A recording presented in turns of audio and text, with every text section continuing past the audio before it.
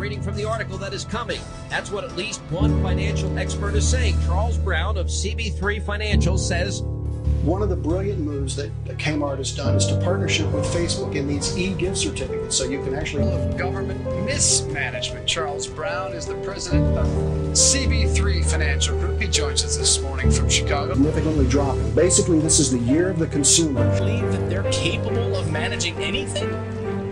Well, it's sort of like handing the keys to the chicken coop to two wolves.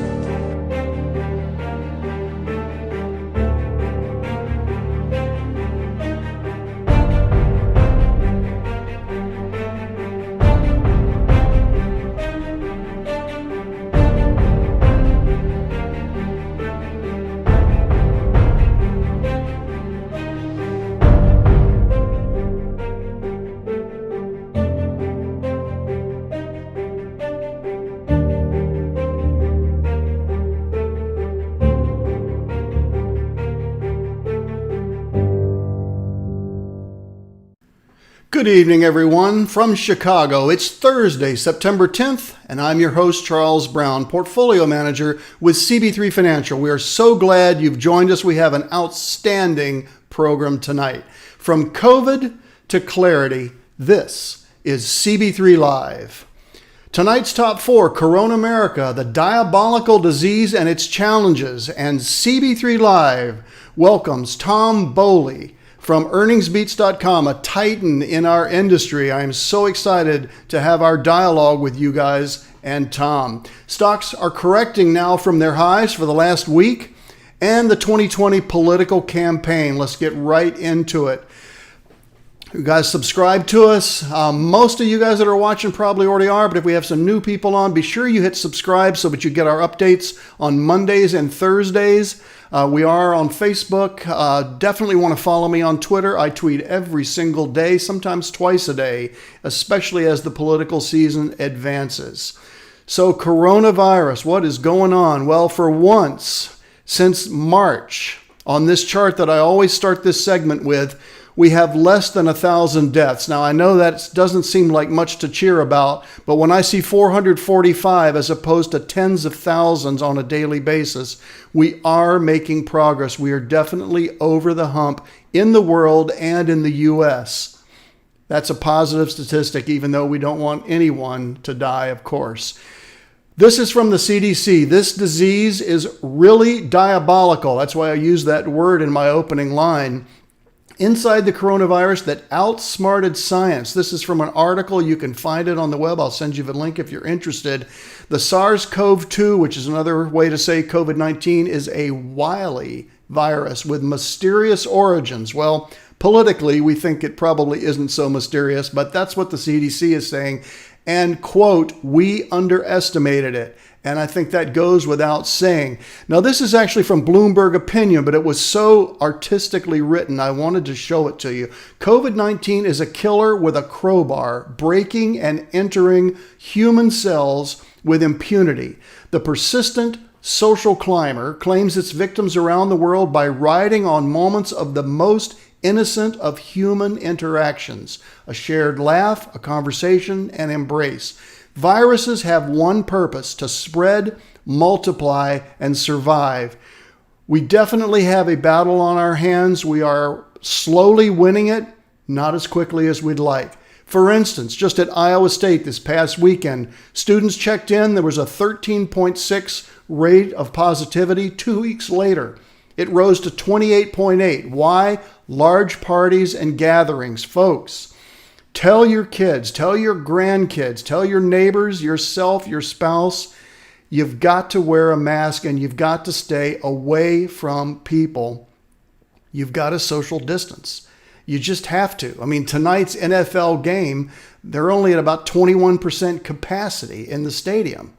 And that's because this infection is free to replicate and infect others through coughing, sneezing, hugging, as it just mentioned earlier. It's just very, very easily transmutable. So, how are we going to get this vaccine to people? I found this an astounding article today, in actually 2 days ago, in the Wall Street Journal. How many planes are going to be needing? How many planes are going to be needed? You're thinking 200, 300, 500? Just providing a single dose to 7.8 billion people requires 8,000 747 cargo aircraft, according to the air transport body. It's going to take some time, even as the vaccine is still in the final stages of development. Now, this is a spectrogram that I have never shown you guys before. I actually wasn't aware of this from Fitch. Fitch is one of the major rating services, so they rate state solvency like Standard & Poor's does. And you can see the states in blue are doing far better than the states in red: Hawaii, New York, Alaska, Nevada. This will be updated every week, I hope through the end of the year, so we can follow where this is. But we want to keep track of this, especially if where you live is a red state or a red dot on that map. So the recession watch, we had the unemployment rate bump up 2.6% in the 90-91 recession. It only bumped up 1.8% in the 2004. All right. But now in this recession, obviously we hit up to 20. You're going to see later in the show that we just clocked at 8.4 unemployment rate. I'm predicting when the last report is issued, the first Friday of October, we're going to see the unemployment rate probably down to 7.5. So it is moving in the right direction. This chart, you've seen this before. This is the regular update on unemployment benefits by program. Pandemic programs, regular state programs.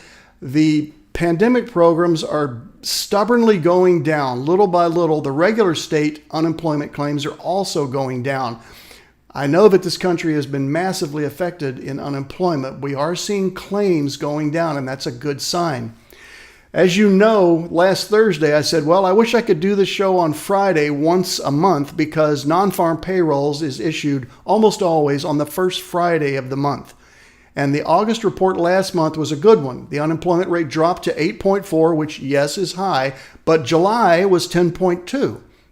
Okay, and the labor force participation rate bumped up 61.7 from 61.4. Those are both going in the direction that we want. And I know you hear in the media that the United States is the worst off country in the world as far as how their recession is expected to play out because of this virus.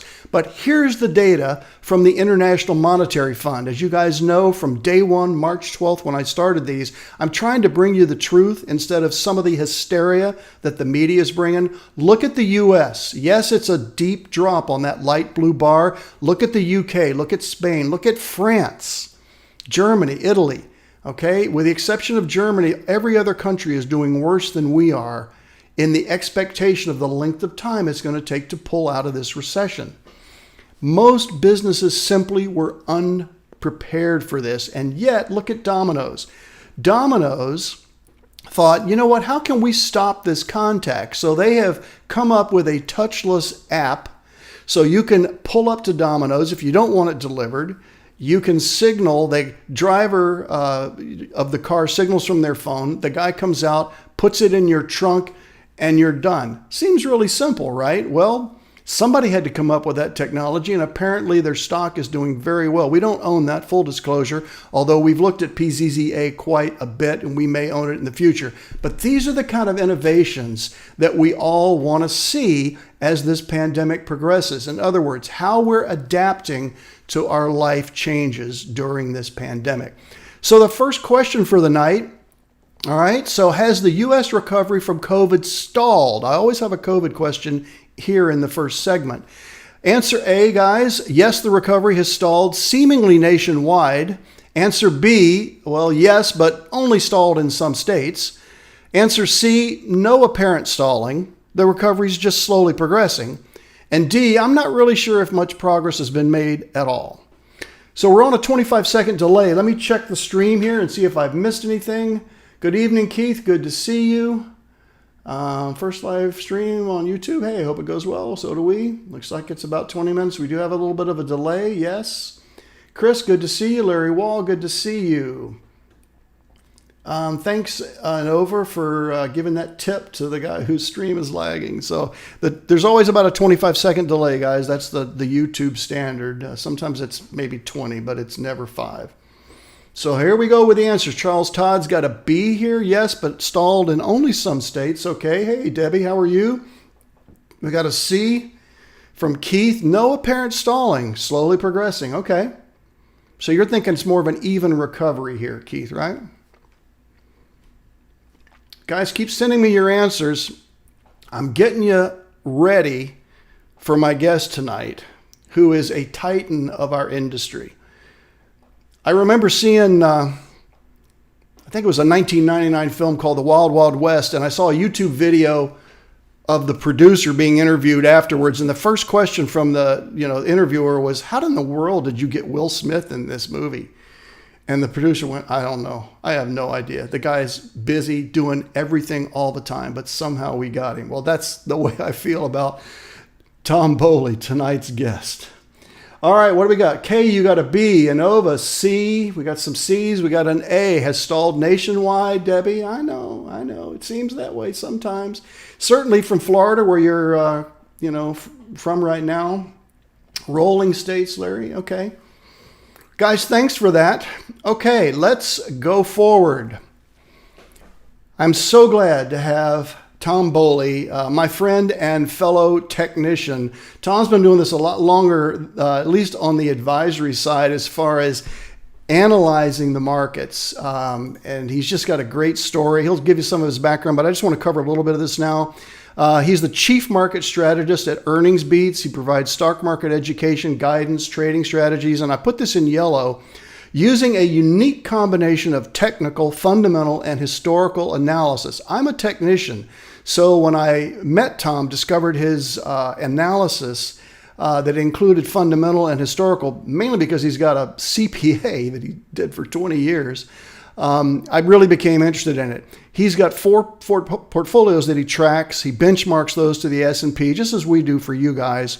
Writes frequently for trading places and live on stock charts. Tom actually introduced me to being a guest presenter on stock charts. You guys know that I announced that 3 weeks ago on this program. So Tom comes to us tonight from his office in South Carolina.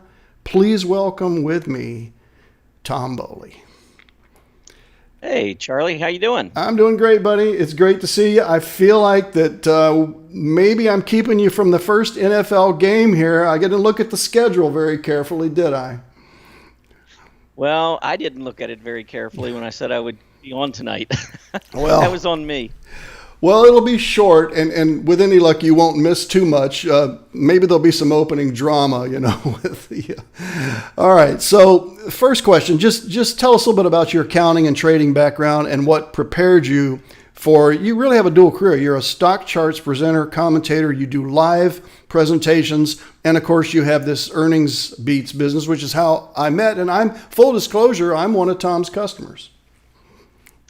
Yeah, I actually started out on the fundamental side. So I graduated school with an accounting degree and passed the CPA exam back, I guess, I don't want to date myself, but 1984.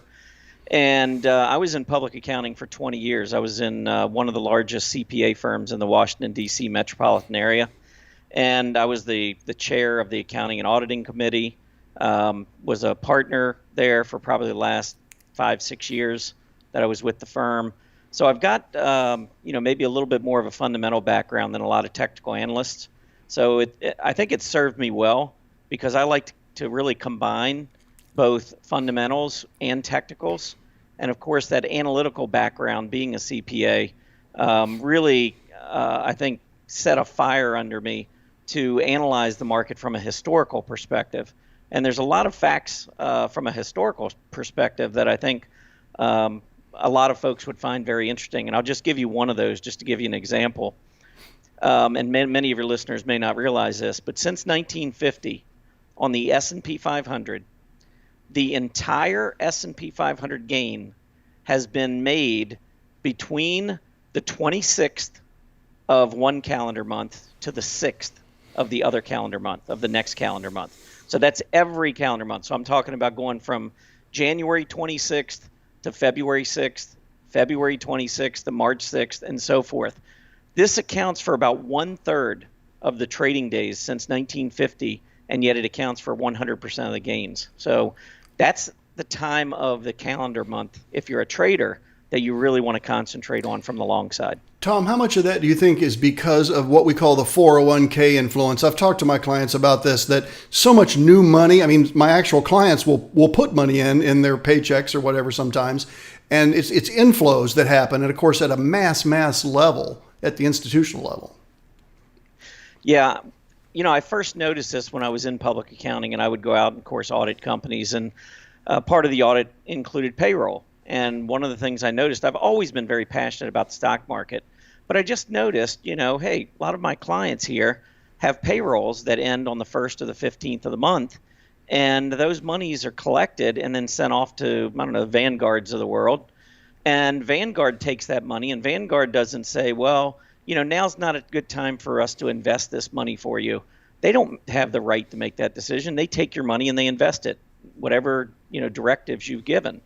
So a lot of this money, and we're talking, billions of dollars that come into the market all the time, this new money, it goes right into the market at the beginning of the month and a lot of times the middle of the month. And if you do the analysis that I've done and you look at the performance of the S&P 500 by each day of the calendar month, it's amazing how the performance, as you get closer and closer to the first of the month, things start picking up. And I call it legalized front running. I think you got a lot of folks that know this money's coming in, so they start buying. And then the money comes in, drives prices higher, and then you get a period of profit taking. And then it's rinse and repeat as you get close to the 15th of the month. Yeah, it's pretty amazing. I want to talk about a quote of yours from earlier in the week that I really liked. These last few days, I don't believe we're seeing mass distribution of growth stocks. And this, guys, is talking about this correction we've had since last Thursday. What I believe is we're seeing mass manipulation. Just like in March, all of the day's selling comes at the opening bell. Longer term, however, leaders lead, and that's why buying leaders during periods of selling makes great sense for those willing to accept higher levels of short-term risk. There's a lot in that statement. I'd love you to unpack that for our listeners. Well, one thing that I noticed, when I looked back at what happened in March and late February, I realized that a lot of the selling that was taking place at the opening bell. So we would wake up to futures, Dow Jones down 1,200 points, 1,400. You get closer and closer to the open. Then it was 1,500. And it literally was becoming almost a mass hysteria as we went through that period. And the problem is the market discounts everything that it can possibly think of when we start to panic and we go into panic mode. Sure. But the difference between March of 2020 versus, say, October of 2008, when we had the financial crisis, we had similar drops over similar periods of time. But what I can tell you is that the S&P 500 back in October during the financial crisis, we only gapped down the net amount it was like a 3 or 4 week drop.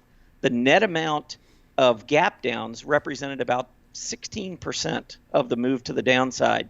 84% was selling during the trading day. So that's where I start thinking distribution. That's where a lot of your big funds were selling during the day. And that's 2008 and 9, but it's very different now. It was completely different in March. In March, we saw almost the exact same percentage drop over a very similar number of days, maybe an extra week in there in 2020. But only 7% of that drop occurred during the trading day. 93% of the drop occurred at the opening bell. So when I talk about, distribution, portfolio managers, pension funds, they can't put in market orders at the opening bell. That's not how they get out. They have to sell during the day. And so I was not seeing distribution back in March. And I actually wrote an article over at Stock Charts on March 13th. And I said, I believe we're still in a secular bull market. And I know probably a lot of people looked at that and said, well, that's a lot of bull. But they probably weren't thinking market after it. But as it turned out, I think I was right. I think that this market, we had a great economy in February before we had this panic-induced sell-off in March. And I think now we're recovering very quickly, and I see a strong economy ahead. Tom, let's segue on what you just said to this chart. I call it, this is Tom's famous 100-year chart. I really, really like this. So I've got you on camera, Tom, and I'm just backing off here, and we're showing this 100-year chart. And it's basically your belief that we are in a long-term secular bull market. Listeners of my program know that I've showed you this chart.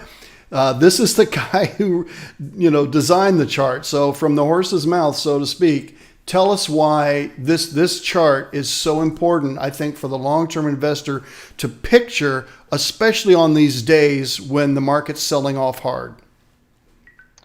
Yeah, it's really hard when you're caught up in the market on a day-to-day basis to step back and look at a long-term chart. And I'm a short-term trader, so I understand that that's a difficult thing to do sometimes. But in the overall context, it's important for me to think or to realize, that we are in either a secular bull market or a secular bear market. And secular meaning long-term.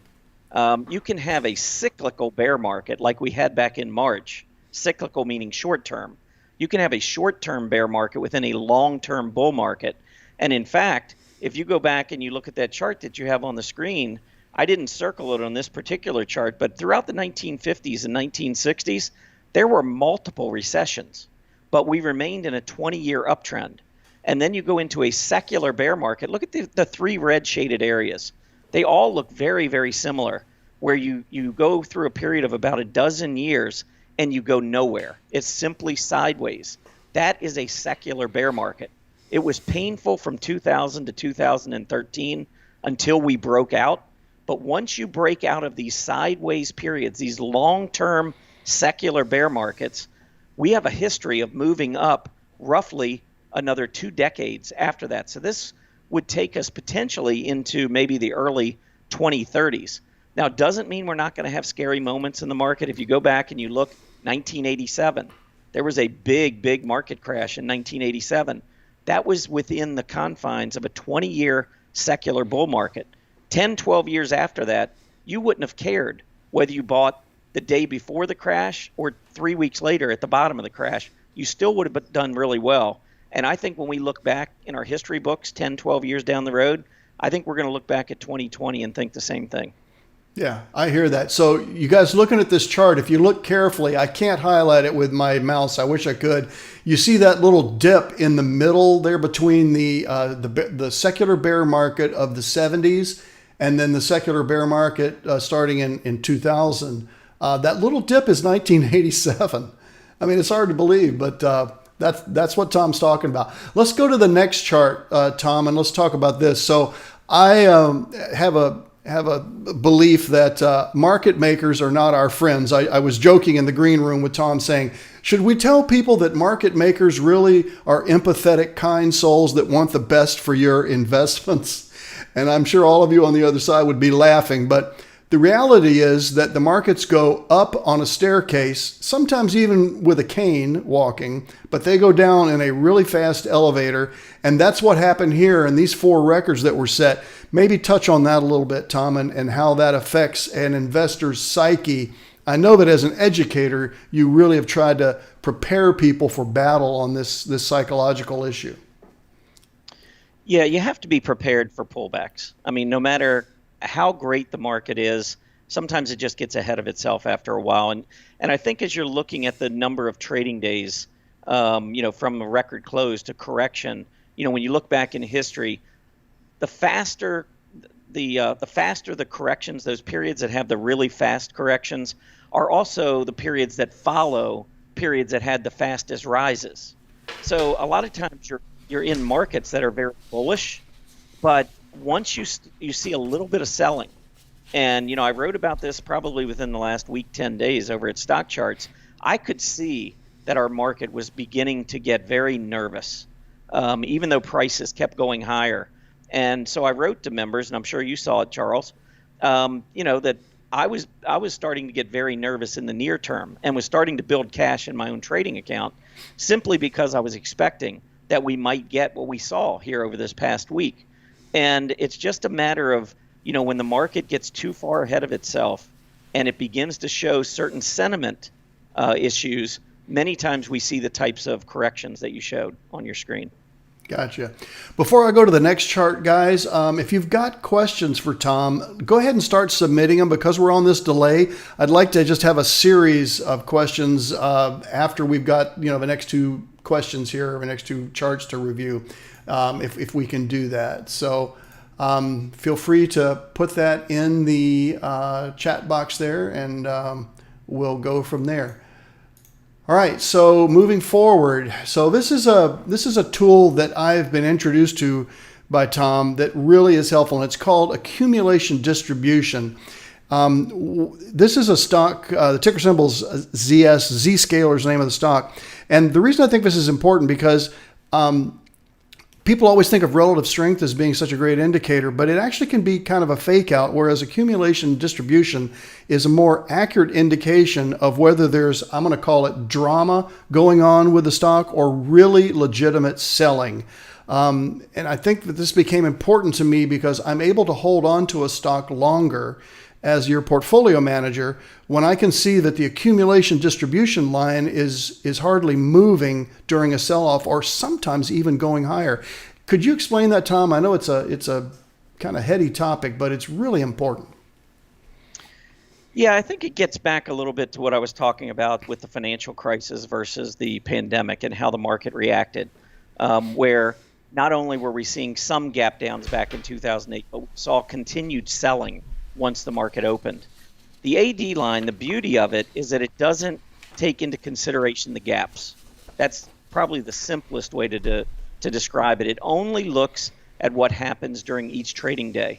So you could have a stock, for instance, that's trading at $20, and for whatever reasons, maybe it's the market related, or maybe it's a earnings report or something. But let's say the stock opens the next day at 18. And then finishes back up at $19.99. So it lost a penny for the day. But the AD line is going to look at that as a very, very bullish day, because once it opened at 18, buyers swamped sellers. And so we went higher all day long. So the gap down was a 10% gap down, but then we had more than a 10% recovery the rest of the day. So the AD line is really focused on what happens after the opening bell. So, we had so many stocks back in March, and you said, I introduced you to the AD line. Well, honestly, I didn't really follow the AD line until March. And that's when I started looking at all these gap downs and then recoveries. And I realized that the accumulation distribution line was the absolute perfect tool to visualize what was taking place in the market back in March. So I stumbled upon it myself.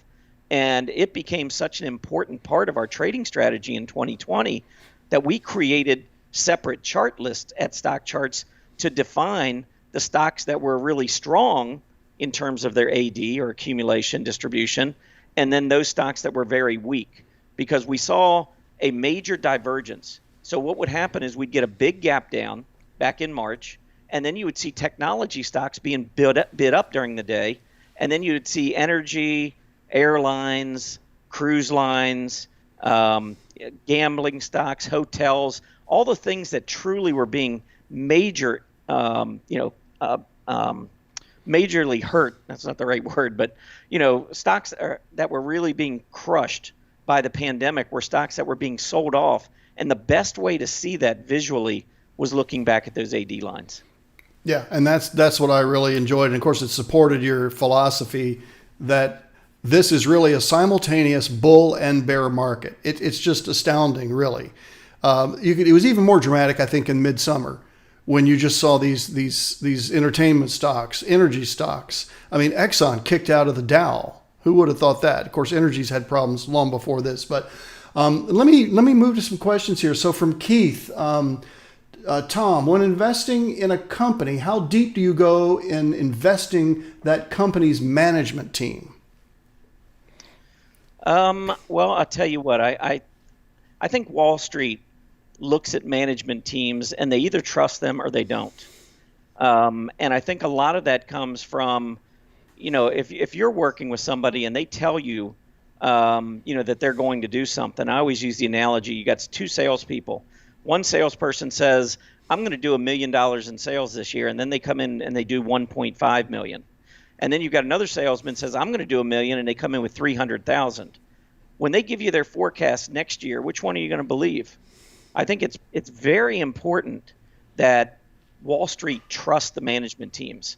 And so one of the things that we do, and really, I'm going to say it's really the main part of our service at Earnings Beats is tracking the companies that are able to beat both Wall Street's revenue and earnings per share estimates. So I personally don't go in and evaluate management. I don't look at the individual folks and try to track, their history and what they've done. I simply look to see whether or not they can meet the promises. I'd rather have a company, and Apple is a perfect example of a company that promises and then over-delivers. They under-promise and over-deliver. What you don't want to be in are companies that tend to do the opposite way too often. And those are the ones that gap down at 4:02 p.m. on their earnings day. Yeah, it's interesting that stocks and the management team both have something in common. You want ones that you can be dependably counting on them. This is from Charles. Do you see any future changes taking place in the stock market? This question refers to technology changes or other accounting changes. Like you and I were talking in the green room about the SEC needing to get more involved. Are you seeing anything to prevent like the high frequency trading, not to prevent it, but to regulate it a little bit more, or the areas of the market that are just more speculative, I guess? Yeah, I haven't really gotten too involved with the high frequency trading. I will say, that if you're an investor, you're a long-term investor, the market's very efficient and prices go where they're supposed to over time. I think when you're looking at the short term, that's where market makers are involved. That's where you got a lot of these trading programs, your high frequency traders. And yes, there's no doubt that, there's a lot of back and forth, a lot of intraday volatility and so forth. But the longer term, I think, is very efficient in the stock market. And I'm, as a trader, I'm actually somewhat thankful for the market maker system that we have, because I always say, hey, my goal is to try to get on the side of the market maker. So when I'm in a really strong stock, I wait for those pullbacks when everyone starts to panic. People who bought Tesla at 500 think down at 330 or 350 that's a horrible company. Not because anything has changed in 2 weeks or in 1 week, but because they're down so much on their investment. And so they panic and they sell. Well, guess who's on the other side of the trades when that imbalance starts moving in the other direction?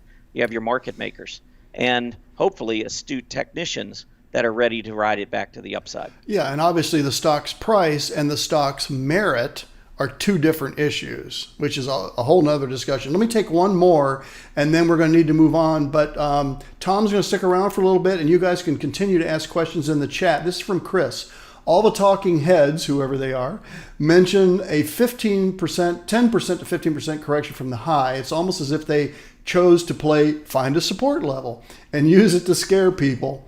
Do you see the same 10 to 15%, or do you have another level in mind in this current pullback? Well, the Nasdaq already pulled back 10%. Yeah, it did. Correct. We already got that. It's really hard to say. And one of the things I tell our members is, use the weakness to begin to build positions. I wish I had the crystal ball to say exactly where it's going to pull back. I guess in a way there was a little bit of a crystal ball in the sense that sentiment was giving us some really serious warnings a week ago. We had put call ratios that were incredibly low, lowest we've seen in 5 years. We had volatility rising when the stock market rises. We had the highest positive correlation between the volatility index and the S&P 500 that we had seen in the last 5 years. Those are signals that tell us that the market is not on sound footing in the short term. And so once the selling kicked in, we saw that accelerate to the downside.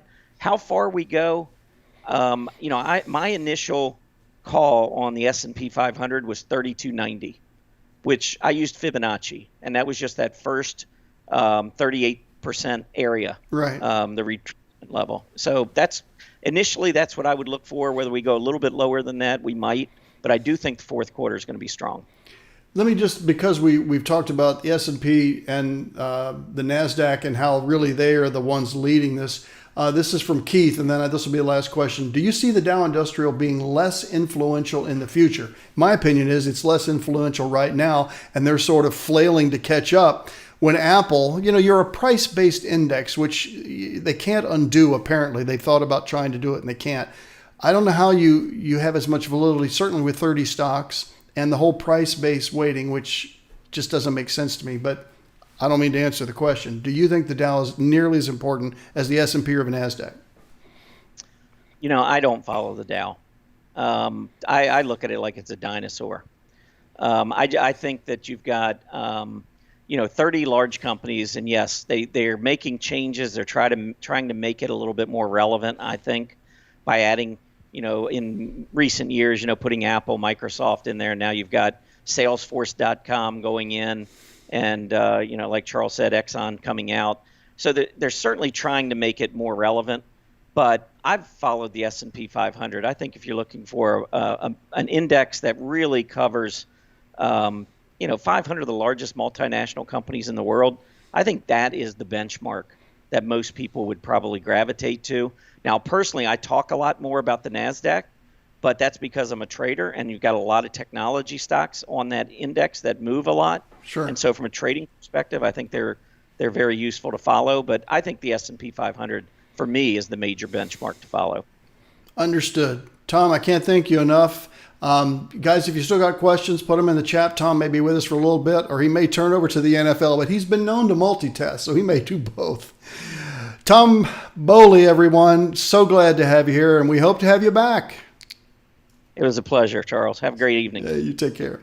All right, guys, let's look at the U.S. economy here. Nasdaq, 21.7% for the year. As of this afternoon. Well, that's great, except that last Thursday night, it was 34%. So we're definitely in a correction. The Dow is now negative again. Russell's been negative pretty much all year, at least since February 19th. What has caused this? Just look at those big down moves in Apple, Amazon, Facebook, and not so big a down move in the S&P. Okay, so that's what's at play here. And yet, let's look at August. Okay, August. The best August performance, normally the third worst month of the year, guys.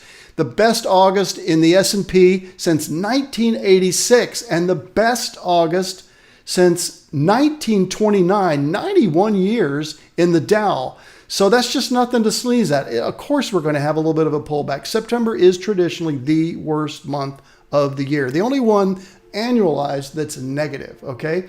But they're winners. Look at Shopify here, rising above these other retailers. We were talking, Tom and I, in the green room about, how do you compete with Amazon? Well, Walmart's doing it. Shopify. I mean, there are people out there that, and you see on the chart, this glob of gray lines. That's all the other retailers that are not surviving. There is a Darwin effect here in a capitalist system, folks. It's just true. Now, business optimism. I was surprised to see this. I've got three charts that I sync up together here. See how this has dramatically bounced back, even though it hit a low going all the way back to 2012. But business optimism has bounced. And how's that being reflected? Because even though we've shed 11.5 million jobs, 2 trillion in GDP output, Americans aren't giving up. Applications to form businesses have surged 14% during the same period in 2019. And it's not just the U.S., it's overseas. You see those countries there too. Now, some of these jobs, you can see the light blue line versus the dark blue line. Some of these are what they call high propensity applications, which are jobs that have a tendency to hire more people. We'd like that light blue line to be higher, but we'll take it. Even small mom and pop businesses, we want those coming back and not being discouraged. People say, what's your greatest asset as a small businessman? Well, you can say money, you can say your people. I say, well, really your greatest asset is your attitude. Because if you don't have a great attitude, you're not going to be able to succeed in business. Mortgage. I'm not giving you a ton of mortgage data this week because I've probably burned you out, but I'm just going to show you this one chart. Look at these refinances. You have to go back more than 10 years. There's nothing even close to this. And some of this, or most of this, is because the Fed has played their cards. They've showed their hand, so to speak, in Las Vegas parlance. And they're not going to raise rates for at least another 18 months. And so people realize that this is a great time for refi. GDP estimates, you see the dotted line there, the September forecast. I mean, Larry is on there, the financial counselor for the White House, saying, guys, you're not going to believe this. We're going to have between 20 and 30% GDP growth in the third quarter. We're going to have that. So when we start seeing projections in October, which is ahead of the election, you're going to see these numbers just blow you away. Okay, so this is a chart. You have to rewind the tape, or whatever you call it, rewind the audio recording here. If we look at the recoveries, the best recovery after 1 year, we have to go back to 1929, 121%.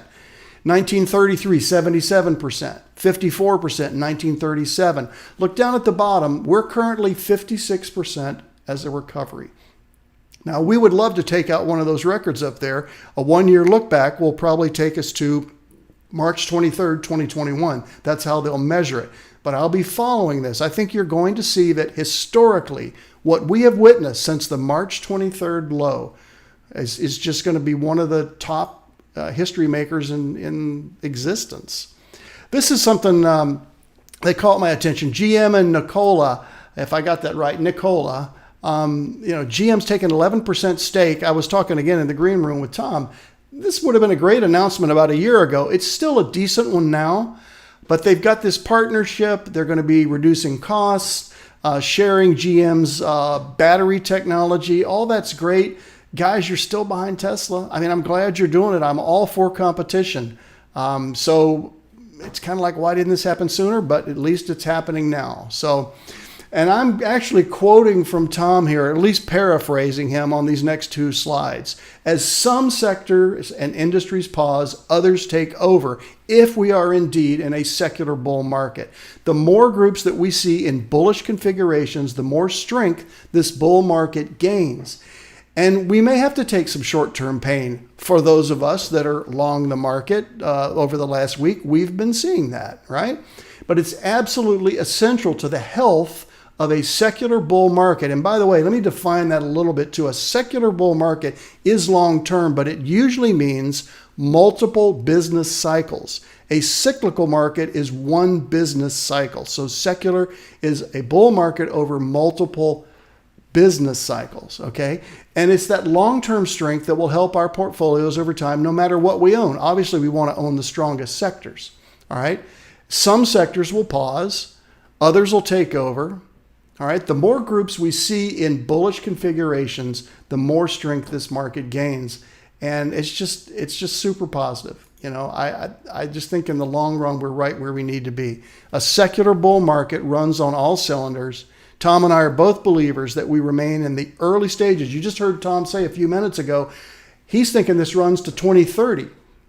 Okay, how else can you explain that the S&P's moved to an all-time high in the midst of a 100-year pandemic, and we're still in a recession? These are things that I've said over the last few weeks, and I'm so glad Tom was here tonight to corroborate that. If you remember, I said last week the Dow was up during 1918, 1919, so there is precedent for this. This will be the last of these that I show you before we switch to new earnings. So 498 of the S&P 500 companies reported, and 83% are beating their forecast. That number is normally about 73%.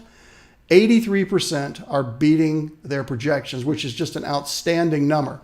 So the 2020 election, the market is a strong indicator for the election day predictor. What does that mean? Since 1928, the incumbent party has won 90% of the time when the S&P is in an upswing. So if the S&P pulls out of this and the debates are even a break even, which we'll see, that's September 29th. Remind me, I've got to ask you a question about those debates.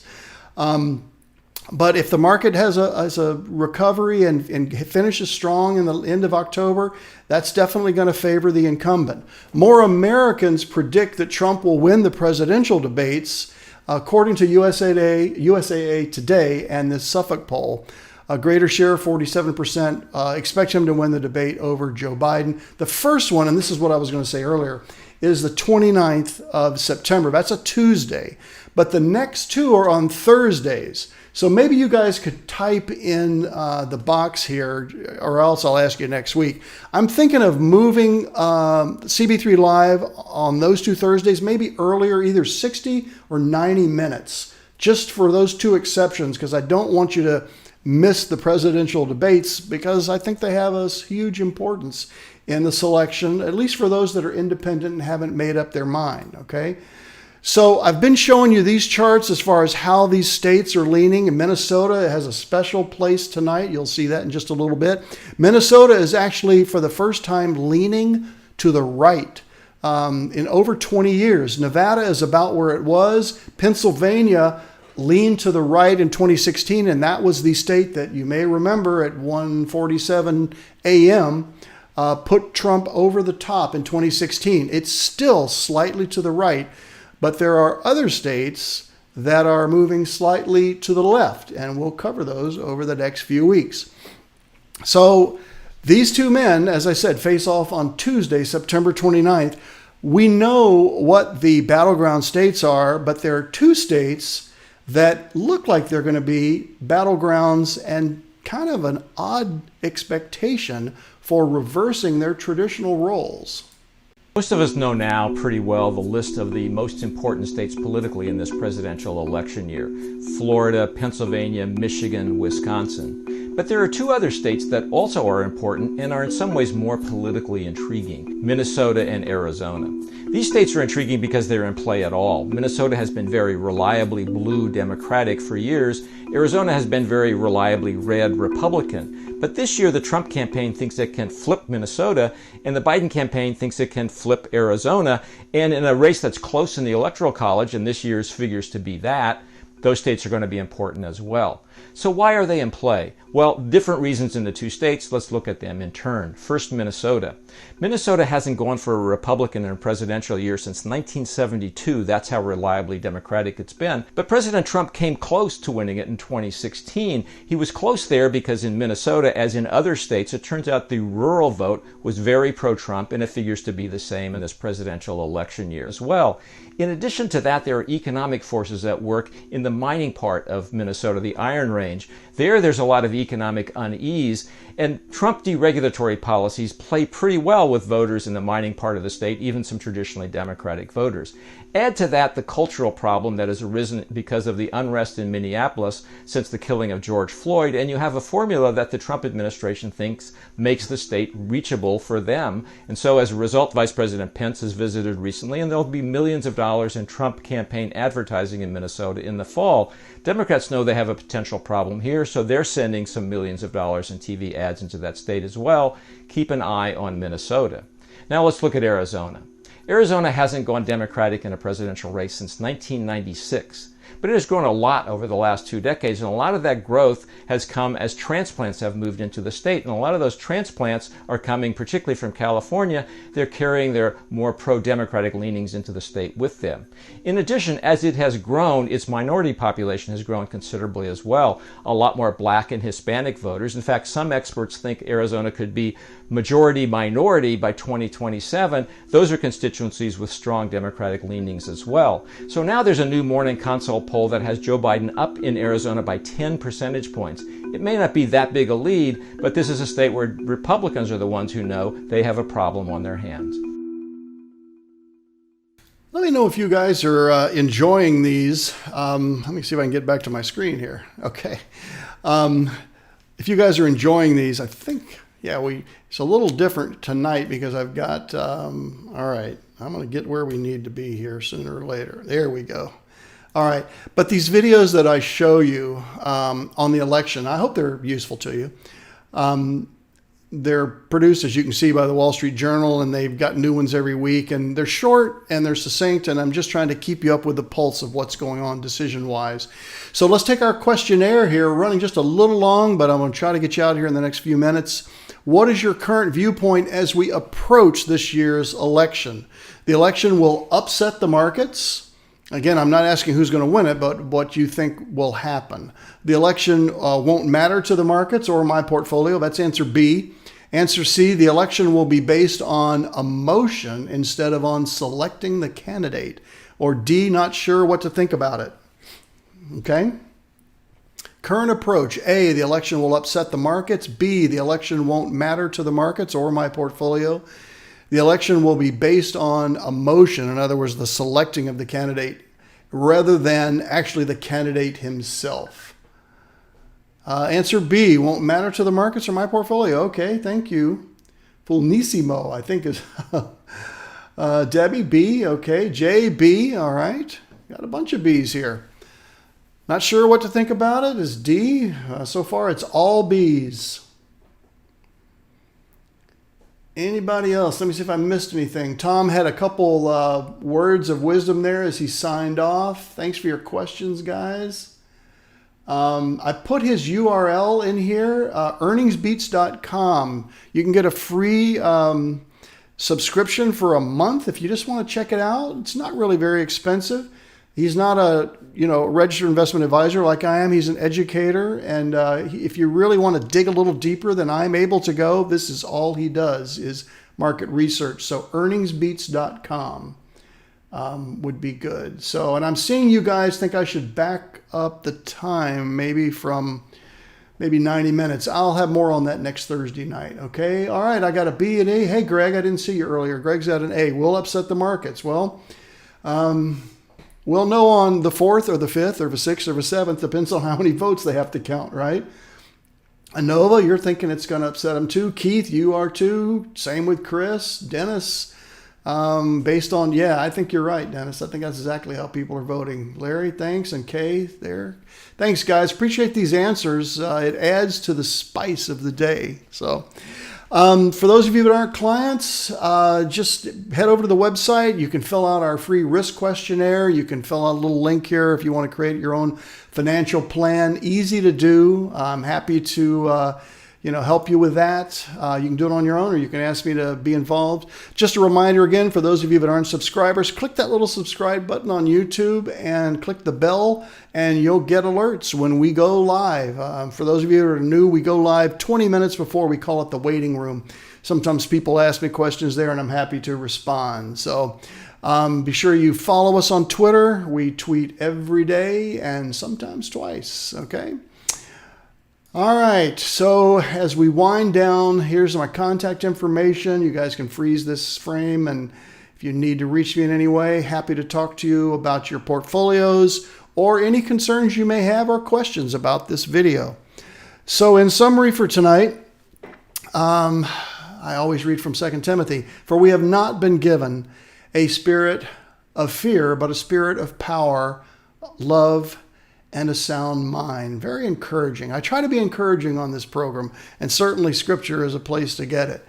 It's my deeply held belief that we will not only survive this pandemic, but we will emerge it much, much stronger. Really appreciate you guys being here tonight. I want to say a special thanks to Tom Bowley for all he brought to the program. Again, it's earningsbeats.com. It's in the comments over there. If you just want to check it out and get a free 30-day subscription, I'm sure he'd be glad to have you do that. So we'll be back next week, and we'll see what happens. The political season keeps getting more intense. COVID just keeps moving forward with the vaccines development. It's a very interesting time in the markets. I'm Charles Brown, Portfolio Manager. This was Thursday, September 10th. From COVID to clarity, this is CB3 Live.